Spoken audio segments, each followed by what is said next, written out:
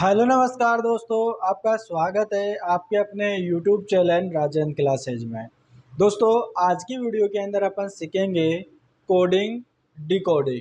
यानी दोस्तों, रीजनिंग का एक ऐसा टॉपिक है जो बहुत ही इम्पोर्टेंट है। आपके एग्ज़ाम में इसके क्वेश्चंस बार बार आते हैं। इसके बहुत सारे क्वेश्चंस होते हैं जो आपके कॉम्पिटिटिव एग्ज़ाम में इसके क्वेश्चंस पूछे जाते हैं। तो आपको बिल्कुल भी घबराना नहीं है, कितना भी कमज़ोर स्टूडेंट क्यों ना हो। अगर इस कोडिंग डिकोडिंग के बारे में अगर बिल्कुल भी नहीं जानता है तो इस वीडियो को ज़रूर देखना है आपको। इस वीडियो में मैं आपको कोडिंग डिकोडिंग की सारी चीज़ें बता दूंगा, इसकी बेसिक जानकारी भी आपको दूंगा, साथ में ही आपको इसके क्वेश्चन भी कराऊंगा, जिससे आपको आसानी से समझ में भी आ जाएगा। तो इस सबसे पहले कोडिंग डिकोडिंग की अपन बात करेंगे और इसकी जितनी भी बेसिक जानकारी है वो मैं आपको यहाँ पे देने वाला हूँ। तो भाई, जिन्होंने चैनल को सब्सक्राइब नहीं किया है, चैनल को सब्सक्राइब कर लेना और अपने दोस्तों के पास में भी इस वीडियो को शेयर कर देना और इस वीडियो को लाइक भी कर देना। तो चलिएगा दोस्तों, अपन वीडियो को स्टार्ट करते हैं। दोस्तों, सबसे पहले ये देखिएगा कि कोडिंग डिकोडिंग का ये रीजनिंग का मोस्ट इम्पोर्टेंट टॉपिक है। दोस्तों देखो, एक बात मैं आपको एक और बता देता हूँ, अगर आप कितने ही कमज़ोर स्टूडेंट क्यों ना हो, आप तो सिर्फ हमारे चैनल से जुड़ जाना। यहाँ पे जो बिल्कुल कमज़ोर स्टूडेंट है, जिनको कुछ भी नहीं आता है, उनके लिए यहाँ पे क्लासें दी जाती है। पहले बेसिक से अपन स्टार्ट करते हैं और एडवांस लेवल तक चलते हैं। ठीक है, तो भाई यहाँ पे देखो, कोडिंग और डिकोडिंग की यहाँ पर अपन बात कर रहे हैं। इसके अंदर क्या होता है, किस प्रकार के क्वेश्चंस आते हैं, वो अपन देखेंगे। सबसे पहले इसकी बेसिक जानकारी देख लीजिएगा। दोस्तों, आपको यहाँ पे ABCD तो आती होगी ना भाई, सभी को यहाँ पे ABCD तो आती होगी ना, है ना।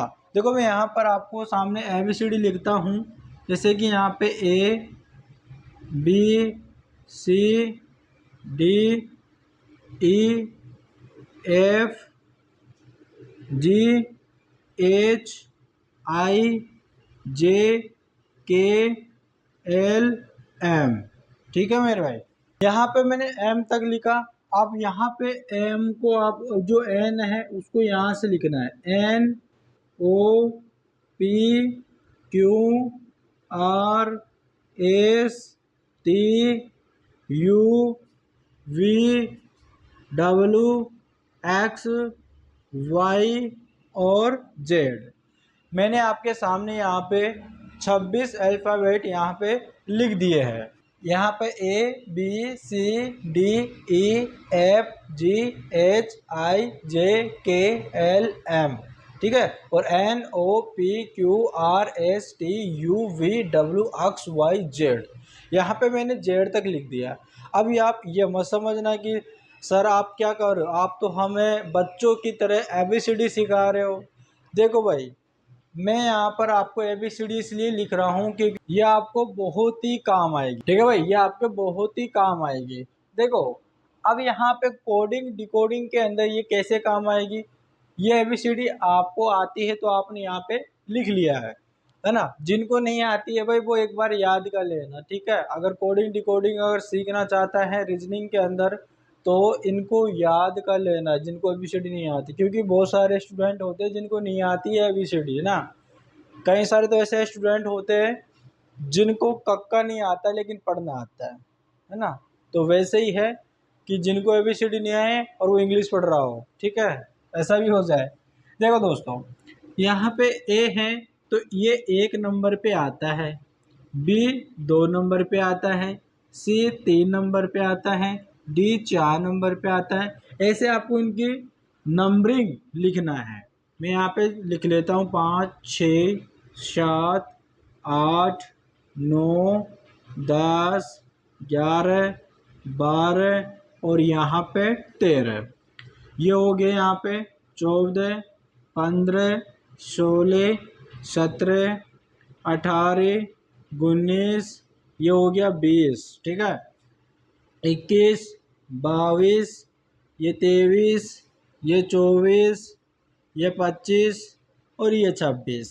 ठीक है, यानी कि ABCD के अंदर कितने लेटर्स होते हैं, कितने अल्फ़ाबेट होते हैं, यहाँ पे 26 होते हैं। ठीक है, तो मैंने यहाँ पर इनकी नंबरिंग जो प्लेस वैल्यू है वो लिख दिया है। अब आपको करना क्या है, देखो आपको याद रखना है, जैसे कि यहाँ पर ए है जो 1 नंबर पे आता है, बी 2 नंबर पे आता है, सी 3 नंबर पे आता है, डी 4 नंबर पे आता है। ऐसे बीच बीच में से आपको पता होना चाहिए। जैसे कि टी है वो 20 नंबर पे आता है। ठीक है, अभी मैं यहाँ पर आपको ट्रिक भी बताऊंगा कि आपको कैसे याद रखना है कि यहाँ पे अगर x की बात करें तो x कितने नंबर पे आता है, x 24 नंबर पे आता है, तो उसको कैसे बताए आपको, वो सारी चीज़ें मैं बताऊंगा, है ना। पहले इसकी बेसिक जानकारी ले लीजिएगा ताकि आपको नॉलेज रहे। ट्रिक से क्या होता है, ट्रिक को आप भूल सकते हो, लेकिन अगर आप इसका बेसिक कॉन्सेप्ट अगर आप क्लियर कर लेते हो तो आप कभी नहीं भूल पाओगे। इसलिए मैं यहाँ पे आपको पहले इसका बेसिक कॉन्सेप्ट बता रहा हूँ कि आपको कोडिंग डिकोडिंग के अंदर क्या क्या चीज़ का सामना आपको करना पड़ेगा, वो सारी चीज़ें मैं बताऊँगा। क्योंकि क्या होता है कि स्टूडेंट बिल्कुल जो उनके अगर कोई टॉपिक पढ़ता है तो उसकी पहले बेसिक जानकारी उसको पता होना चाहिए, तब जाकर उसको करना चाहिए, है ना। फिर बाद में आप अटक जाओगे और आप क्वेश्चन को सोल्व नहीं कर पाओगे। ठीक है, तो सबसे पहले इतना आपको पता होना चाहिए।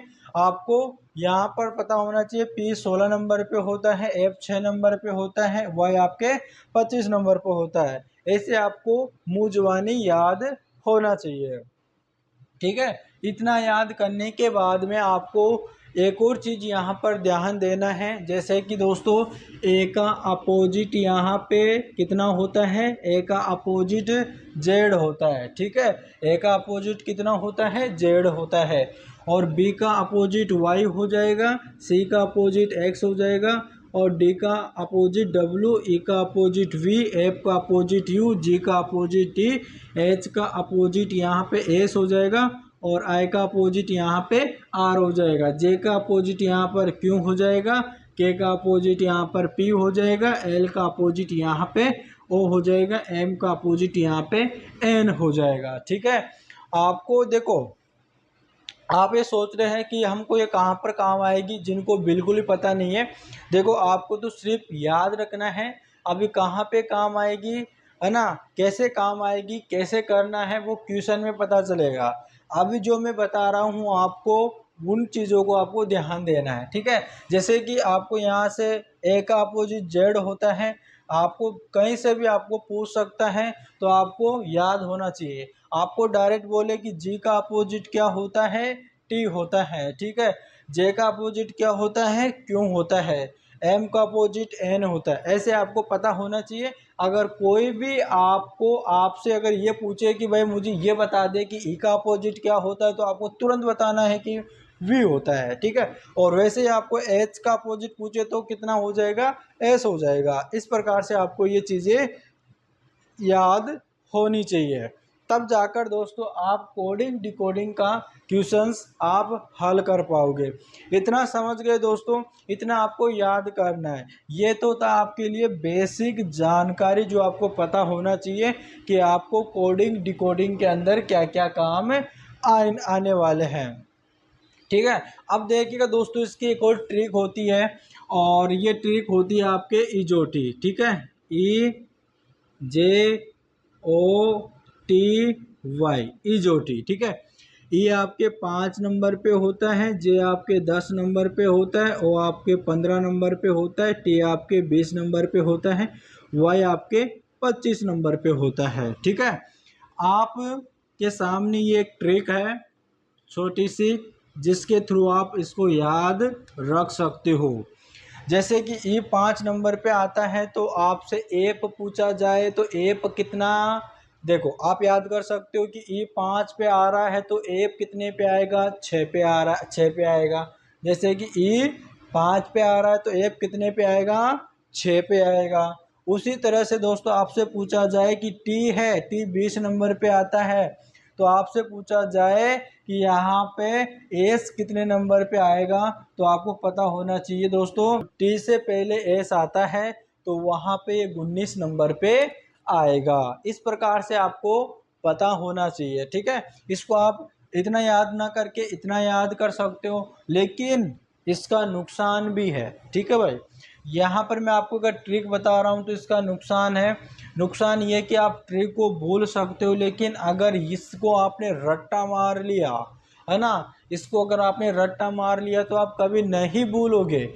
इससे देखो, अगर मेरी सजेशन माने तो आपको इसको याद कर लेना है, ठीक है भाई। आप इस कितना टाइम लगेगा याद करने में, रट लो आप इसी तरह से, है ना, कि 24x नंबर पे आता है ना, और 23 नंबर पे W आता है। आपको ऐसे लेटर वाइज भी आपको पता होना चाहिए, जैसे 17 पर क्यों आता है, 12 पर L आता है, 3 पे C आता है, 26 पे Z आता है, 13 पर M आता है, 6 पे F आता है। उस तरह से आपको याद होने चाहिए, ठीक है दोस्तों। आपको ये ट्रिक है जिसके थ्रू आप याद कर सकते हो। जैसे कि टी यहाँ पे O15 पे है, तो O15 पे है तो आपसे पूछा जाए कि जो एस है वो कितने नंबर पे आएगा।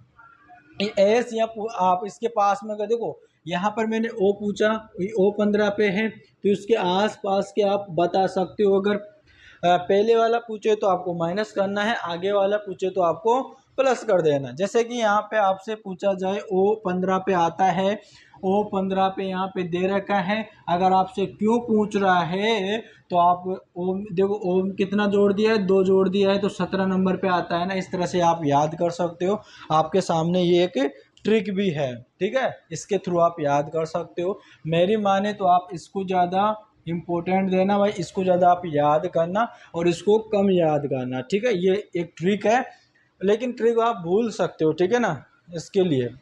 तो चलेगा, अब देखिएगा, अब अपन क्वेश्चन पे चलते हैं और क्वेश्चन को सीखते हैं अच्छी तरीके से। क्वेश्चन में आपको और भी ज़्यादा समझ में आएगा, ठीक है। चलिएगा भाई दोस्तों, अब आपके सामने यहाँ पे देखो एक छोटा सा प्यारा सा और एक सिंपल क्वेश्चन है।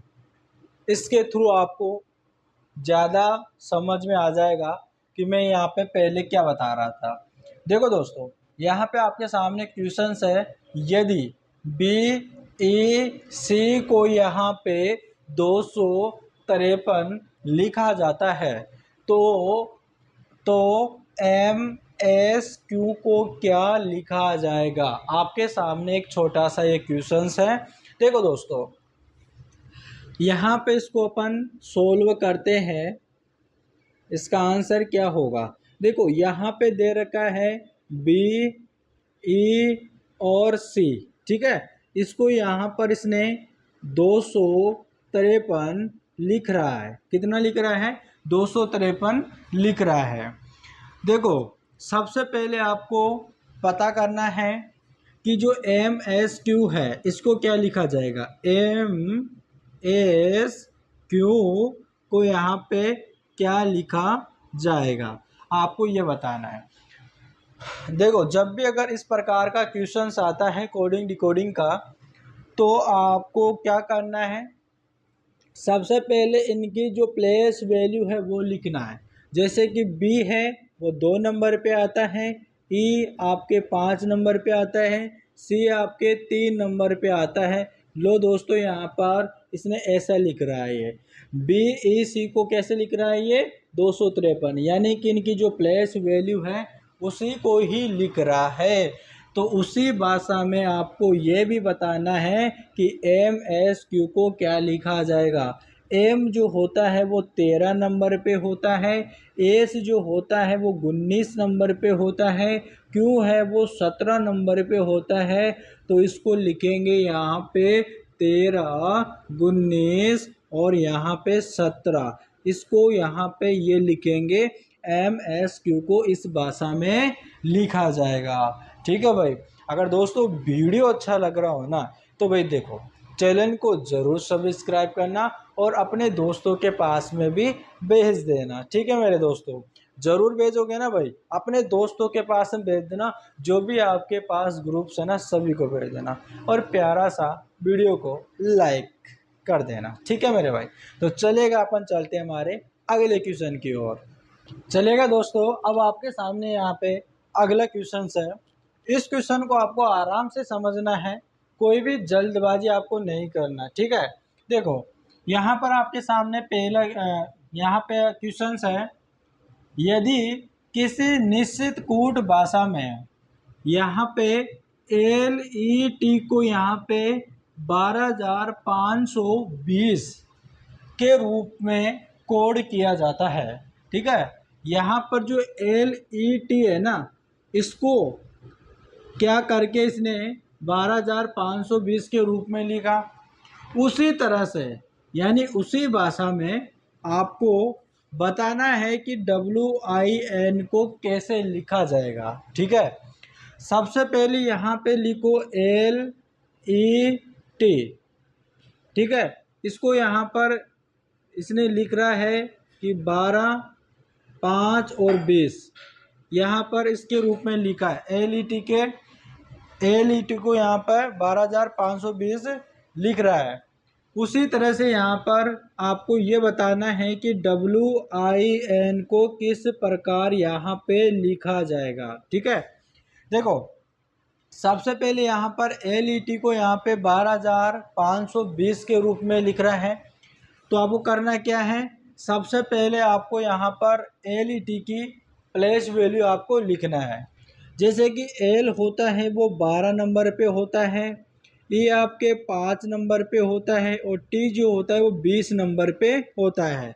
तो यहाँ पर देखो इसको जॉइंट करके यहाँ पे लिख दिया है, ठीक है। यानी कि 12,520 यहाँ पे लिख दिया है जॉइंट करके, इनकी प्लेस वैल्यू यहाँ पे लिखी हुई है।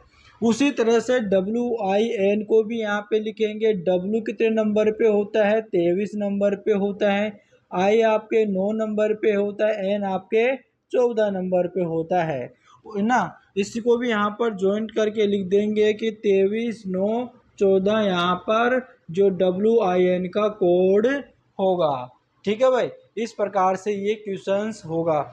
उम्मीद करते हैं आपको बेहतरीन से ये वीडियो में जो मैं आपको बता रहा हूँ वो समझ में आ रहा है।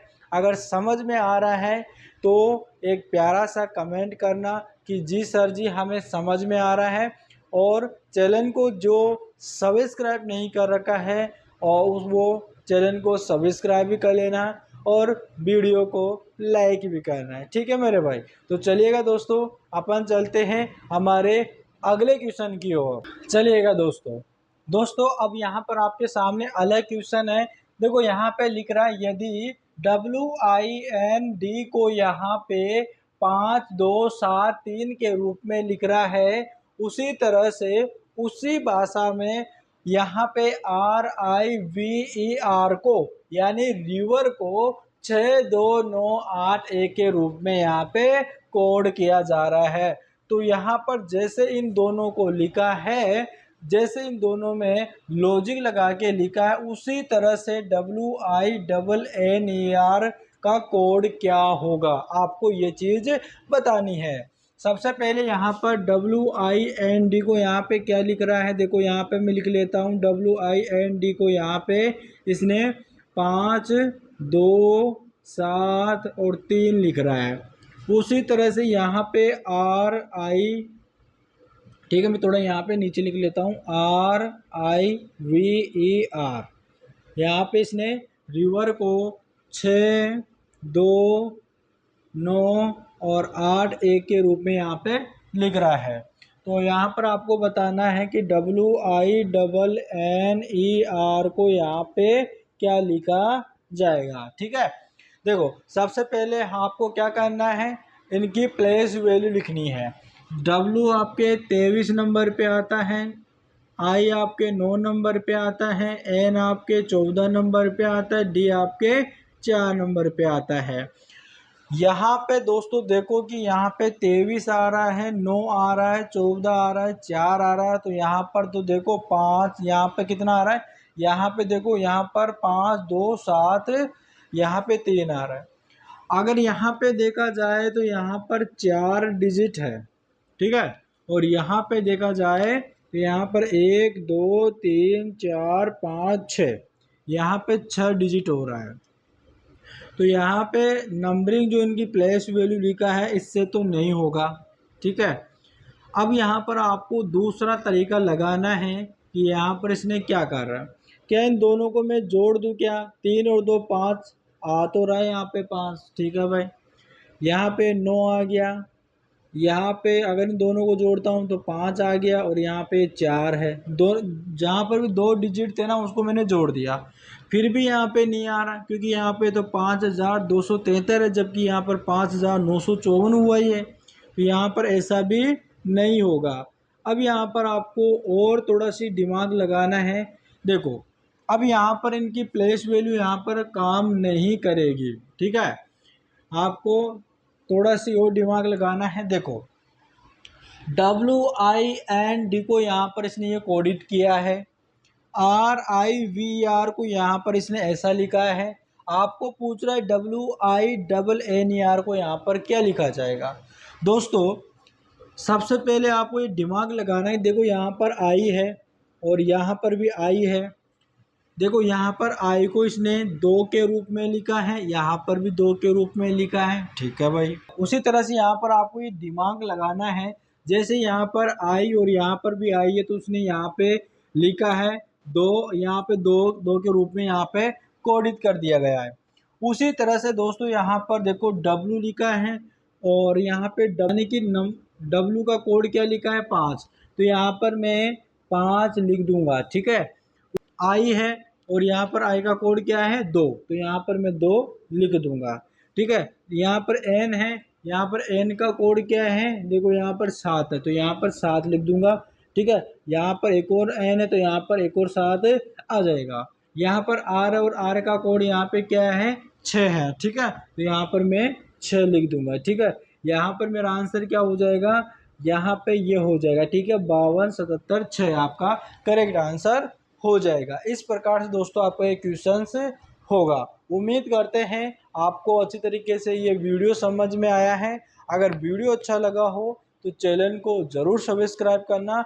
हाँ, इसके नेक्स्ट पार्ट में यानी इसकी क्लास 2 में अपन कोडिंग डिकोडिंग के बहुत सारे क्वेश्चंस करेंगे, तो आपको तैयार रहना है और बहुत सारे क्वेश्चन सीखेंगे। और लेकिन आज आपको कुछ सीखने को मिला है तो भाई चैनल को ज़रूर सब्सक्राइब करना और अपने दोस्तों के पास में भी भेज देना और ज़रूर वीडियो को लाइक भी कर देना है, ठीक है।